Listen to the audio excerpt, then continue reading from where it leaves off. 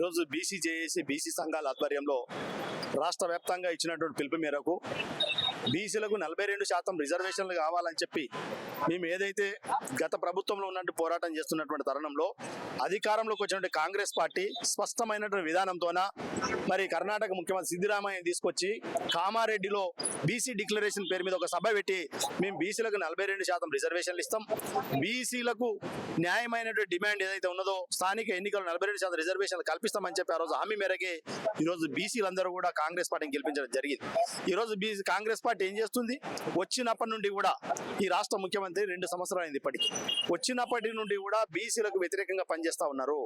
ఈరోజు బీసీల చిన్న 42% రిజర్వేషన్లు కులగాన చేసిర్రు, అనేకమైన డెడికేషన్ కమిషన్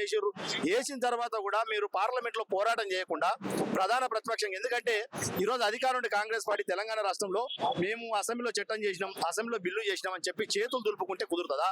మీరు పార్లమెంటులో అయ్యేటటువంటి విధానం, పార్లమెంట్ లో ప్రధాన ప్రతిపక్షం ఉండే కాంగ్రెస్ పార్టీ రాహుల్ గాంధీ గారు ఒక్క రోజైనా బీసీ రిజర్వేషన్ల మీద నోరెత్తి మాట్లాడినా పార్లమెంట్ అని చెప్పి ఈరోజు రాష్ట్ర ముఖ్యమంత్రి మేము ప్రశ్నిస్తా ఉన్నాం. ఈ రాష్ట్రంలో మీరు 42% రిజర్వేషన్లు ఇవ్వకుండా మొన్న సర్పంచ్ ఎన్నికల్లో మోసం చేసిర్రు, 17% 18% రిజర్వేషన్లు ఇచ్చి ఈరోజు మళ్ళీ మోసం చేయడానికి, మున్సిపల్ ఎన్నికల్లో మళ్ళీ మోసం చేయడానికి రెడీగా ఉన్నటువంటి కాంగ్రెస్ పార్టీ మేము డిమాండ్ చేస్తా ఉన్నాం.